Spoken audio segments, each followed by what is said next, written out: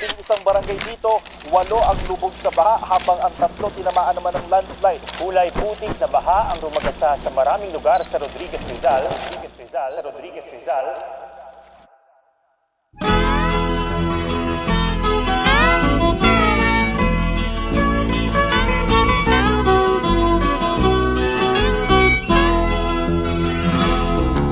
Wala ka bang napapansin sa iyong mga kapaligiran?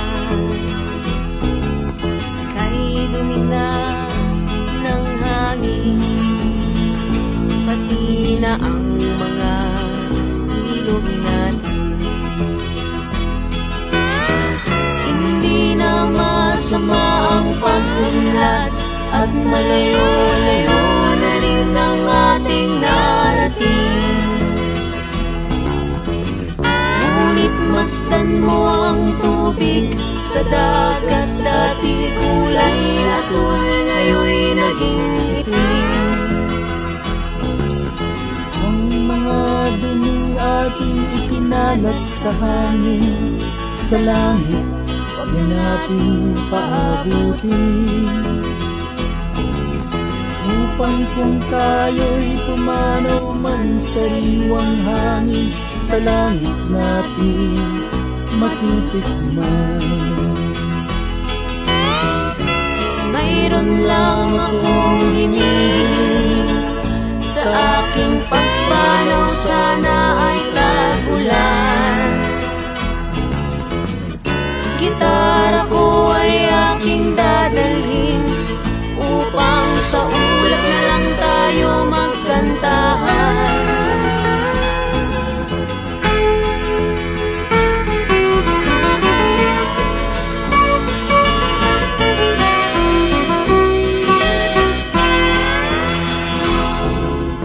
Ang mga batang ngayon lang isisilang, may hangin pa kayang matitikman. May mga puno pa kaya silang aakyatin, may mga ilog pa kayang lalanguyan. Bakit di natin pag-isipan ang nangyayari sa ating kapaligiran?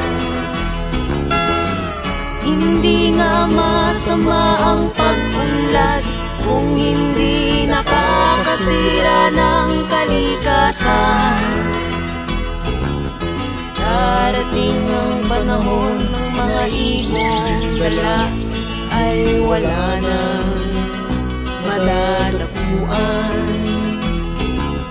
Masdan mo mga punong dati ay kay tatag, ngayo'y namamatay dahil sa ating kalokohan.